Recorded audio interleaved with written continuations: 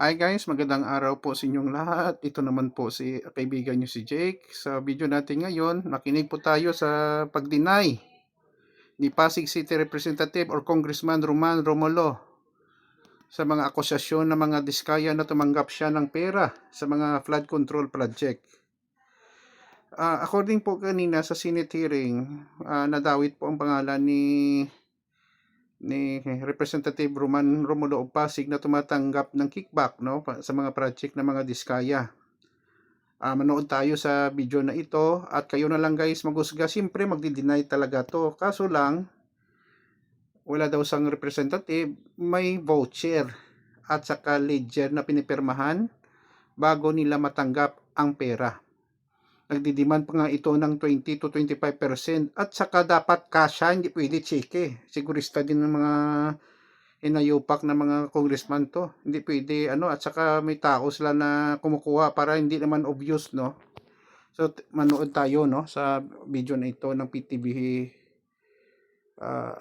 Okay, watch tayo guys Kung hindi almost all meeting. So sa totoo, hindi ko naman po napanood yung statement niya.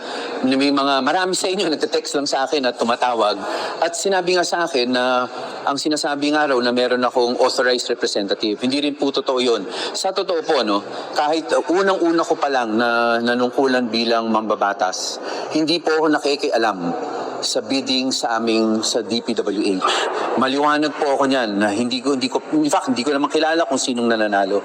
Nagugulat na lang ako pag nalaman ko na kung sino ang nanalo. So sa totoo, hindi man ako nakikialam sa bidding, pero siguro dahil nga doon na hindi ako nakikialam ng bidding, tapos sa totoo, marami pang ibang factors, ay madali niyang masabi. Pero again po, hindi po totoo ang mga sinabi niya. Sir, are you planning to file any complaints? Alam niyo po, tinanong rin sa akin ng staff ko yun Tapos may statement nga na pre-prepare yung staff ko na para sabihin ko na nakapangalan po yung nagsabi noon. Pero sa totoo, sa sobra kong inis na sa totoo na pwede niyang banggitin yung mga bagay na ganito. Para ayoko rin sana ma-dignify yung taong ito na nagbabanggit ng ganito. So, again, pwede kong gawin yun. Pero sa totoo, kilala naman ako ng mga tao. Alam naman nila totoo yung pamumuhay ko. So, again po, let me consider that. Pero ayoko rin mag-dignify. Kasi, if you do that, mag-uumpisa na po yan. Lahat na lang, pwedeng kung ano-ano sabihin tungkol sa kahit sino sa akin, na magdi-dignify pa ba ako ng bawat Pero kilala naman ako ng tao, pwede naman nila makita talaga yung pamumuhay ko. At hindi talaga ako never po ako nakipag-meet sa mga contractor. Yung sa DE po, sa totoo po, syempre nakikita ko siya dahil magre-report po sa amin kung ano yung mga proyekto. At gusto ko rin pala mabanggit, karamihan o kung hindi almost all nung flood control projects po na nasa lungsod ng Pasig, sa totoo po, hindi po ako yung nagpasok niyan. Sa totoo, siguro nagulat rin ako na napakarami. Pero sa totoo, kailangan naman talaga. Example po, meron kami sa Bully Creek sa Santa Lucia. Yun, ginawang na flood control yun. Alam ko, national yun una. Tapos, kasi kailangan talaga doon, nung Ondoy, lumubog po ang barangay Santa Lucia namin. So again po, tama naman po na magka-flood control. Pero aminin ko sa inyo, hindi ako yung nagpasok niyan. In fact, pinamit ko po yung mga officers ng mga subdivision na talagang nag-aalala ulit na magkaroon ng Ondoy. Pinamit ko sila direction sa DPWH. Nag-umpisa po yun dati, dredging ang ginawa. Ngayon, itong huli ay nagkaroon sila ng flood control project na sa dulo niya ay merong malaking pumping station. Sa totoo po, yan naman ang totoo. Sa Bully Creek rin po ng isang ginawa nila sa barangay San Miguel naman. Sa totoo po, ang lumapit rin po niyan ay yung subdivision rin po. Dinirekto po namin sila sa city, pati sa DPWH para diretso sila makipag-usap. Yung sabihin na natin yung talagang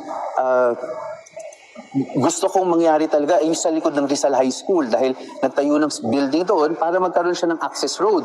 Pero nagulat na lang ako na pagkatapos ng access road na yun, sunod-sunod na po yung mga projects doon. Sa totoo po, hindi naman talaga para sa akin, hindi flood control yun, pero characterize siya as flood control. So again po, hindi ko insertion, karamihan po na nandiyan dyan. Masasabi ko po, or almost all yan, ay hindi rin po ako nagulat ako, but we welcome it po. Simply because talaga naman binaha ang Pasig nung panahon ng Ondoy. So, hindi yung kilala? Itong mga diskaya o nakausap? Wala kayong... Alam mo, kahit pa, talagang sa totoo lang, laging, kasi taga-Pasig rin raw sila. Lagi sila nagtatry po na makamiting kami. Sa totoo po, naging sa isang binyagan ata, nakasama ko rin sila. Minsan po, bigla na lang may kita ko sila siya nagtatry po. Sa totoo po, ang dami pong lumalapit sa akin na kung pwede raw akong makausap ng mga diskaya. Pero hindi talaga po ako pumapayag. Hindi naman dahil sila yon, ano? Pero sa totoo, kahit sinong contractor po, pag nalaman ko, hindi naman po ako nakipagkita talaga. Kasi ayoko talaga magka-influensya. Lalo na sa Pasig, minsan may magsasabi sa akin na, Congressman, kami yung taga-Pasig, sana matulungan mo kami. Pero hindi talaga ako nakikialam eh. Pero again, pero again po, no, tapusin, it makes it easier for them dahil hindi talaga ako nakikialam sa politika talaga. Ano ba yung motivation pag kayo tinawid? Again, mahirap naman. Again, and it is not my place to say that. Kasi, again, self-serving yun eh. Pero masasabi ko lang, sa totoo, this past few weeks, lalo na, talagang sinecheck ko rin eh. Dahil tinanong ko lahat ng flood control projects sa lungsod ng Pasig. At nakita ko naman po, sa totoo, nalaman ko meron talagang iba dun sa kanila. Hindi ko kasi alam na sila yung nanalo eh. Pero karamihan naman po ay natatapos naman po. That's why, again po, nagugulat ako sa allegation na ganito. Again po, let the people decide na lang at the end of the day. Kasi ano pa masabi mo, parang he said, she said talaga ang lumalabas eh. Pero when it comes to evidence, you're confident na walang mailalabas Ay, wala po. ebidensya na kayo ay nag-usap, kumuha Wala po. Wala talaga po. Kahit sa pamumuhay ko po, makikita niyo naman. So you're saying na puro kasinungalingan ito mga sinabi ng mga staff? Ang sinabi sa akin ng staff ko, sinabi niya na merong nag-claim na para sa akin. So again po, hindi ko pwedeng pabulaan yung sinabi niya ngayon kasi hindi naman niya sinabi na ako mismo. Wala rin statement na gano'n eh. Di ba? So ang dapat magsabi nun ay yung mga sinabi niya, nagsabi na ako yung para sa akin. Hindi ako. Purely hearsay to, so yung mga pinagsasabi natin. I think naman sinabi ng obvious naman hearsay kasi hindi naman niya sinabi na ako mismo nakausap niya. Wala naman aligasyon na gano'n eh. So is it Wala rin. na ginagamit yung pangalan ninyo na kumukuha? It's possible, pero again po, to be honest po talagang dahil nga nakita natin nangyari lahat dito, tingnan ko rin po eh. Pareho ng city naman, tinitin na rin nila lahat ng flood control project at parang tapos naman lahat or ongoing lahat. So again po, I guess sila ang best na makakasabi kung ano yung motive behind this. You can categorically say walang nakarating sa inyo. Wala po. Thank you, sir. Thank you po. Yes guys, no? So total deny si Congressman Roman Romulo, no? Pero may ledger eh. Sir, may resibo. Paano ba 'yan? Number 1 rule, sabi ng netizen, huwag kang aamin. May ebidensya sila, sir, may mga voucher. Pare, huwag mo na itanggi. Pa-victim, given na yan, madidinay kayo. Siyempre, hindi ka aamin. Booking na. Normal lang hindi aamin. Guys, no? So, kayo na lang mag-uusga kasi mahirap naman, no? Hindi ko rin kilala ito si Congressman Roman Romulo, no? Pero kung totoo ito at napatunayan ni Mayor Vico Soto na kasangkot po ang kanyang kasama sa politika ni si Roman Romulo, ay nako po. Siguro mawala na po ang kanilang pagkakaibigan, masisira talaga. So, kung ganito ang kasama mo na isa ding korap, no? Ikaw hindi kang korap. Singaling mukha pa lang. So, yun guys, no?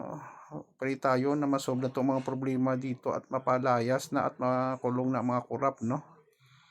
Maraming salamat po sa inyong